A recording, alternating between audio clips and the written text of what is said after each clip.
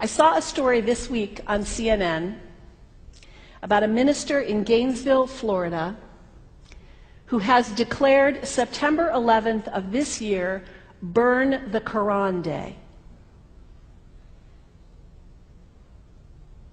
Thank you for your reaction. That was mine. This guy is a minister at a non-denominational church called the Dove World Outreach Center. He said all kinds of disparaging, insulting, inaccurate things about Islam that I'm not going to repeat from this pulpit. His message is about hate and fear, and I can assure you there is nothing in the Gospels, there is nothing in the teaching of Jesus Christ that says anything about burning the holy texts of other traditions. It is not there.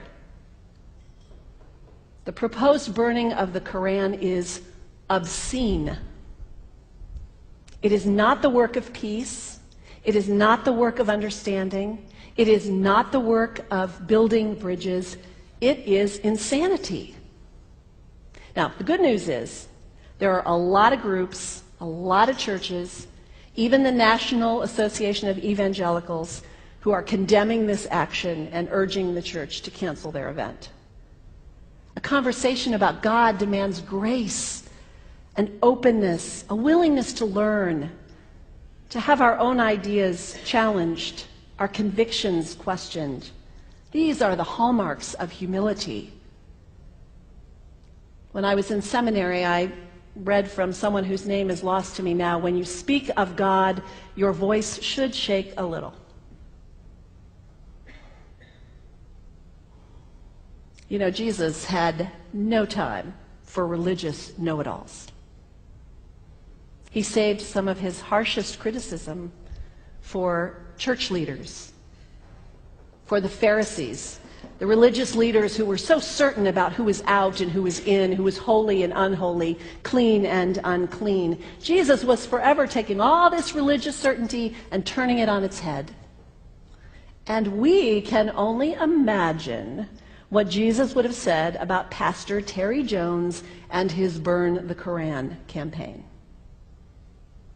I think he would say, this has got to stop.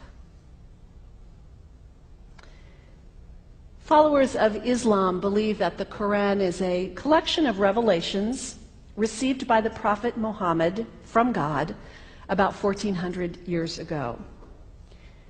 They believe that Muhammad was the last of a series of prophets and teachers and messengers that included Adam, Moses, Jesus, Abraham, all names revered by us as well. The word Islam means peaceful surrender to the will of God.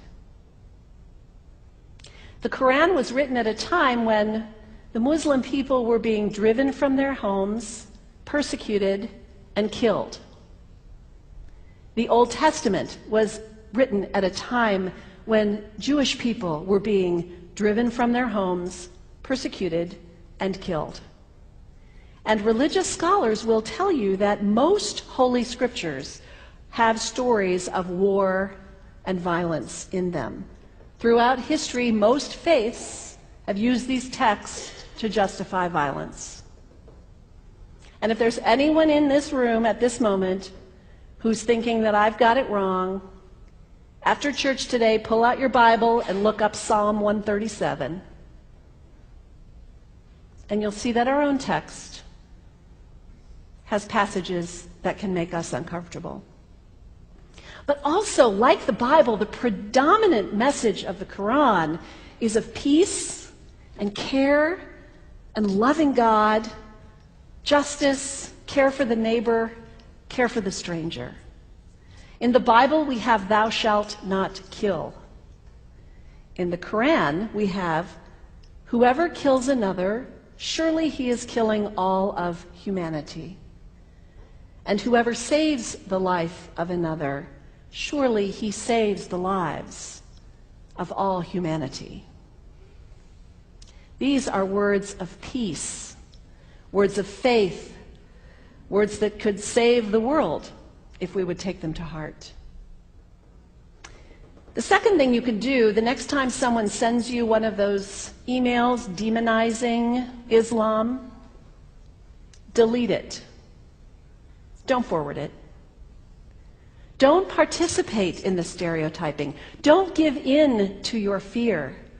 It's okay to be a little afraid. We all have those emotions. Just don't give in to it. Don't sign on for it. Don't focus on this tiny group of extremists who commit acts of violence. Focus on the hundreds of millions of Muslim people in the world who are people of faith, whose priorities and concerns and families are not so different from your own. And third, when you think of Muslim people, think of individuals. Think of the professor at Ohio State. Think of the engineer at Honda. Think of the teacher at the elementary school down the street. When you think of Muslim people, remember those who died on 9/11, not the hijackers. There was only a handful of them. Remember Mohammed Sunhami Hamandi. He was born in Pakistan. He came to the United States as a small child with his parents. He played high school football. He went to college. He became a part-time ambulance driver. He died, this Muslim young man, on 9/11, trying to rescue people and save lives. When you think of Muslim people, remember Mohammed Salahuddin Cloudhurry. He was a waiter at Windows on the World, which was at the top of the World Trade Center. He died that day. His wife had their baby 2 days later. When you think of Muslim people, remember Rama Salih. She was a woman, 28 years old. Her neighbors described her as fun and outgoing and generous. And she died on American Airlines Flight 11, 7 months pregnant with her first child. Remember the founder of the Islamic Circle of North America, who worked in the World Trade Center and also died on September 11th. That same group now is giving away tens of thousands of copies of the Quran in response to the campaign about burning the Quran. In the language of their own tradition, they are spreading words of faith and peace and hope. One of the ladies at the 8:30 service this morning said to me after, maybe we should declare September 11th, buy a Quran and read some of it. It is for us to share our message of love and hope and peace, but let us do it with grace and respect and above all, humility. God grant us, as individuals, as a nation, as Christians, the humility for this work.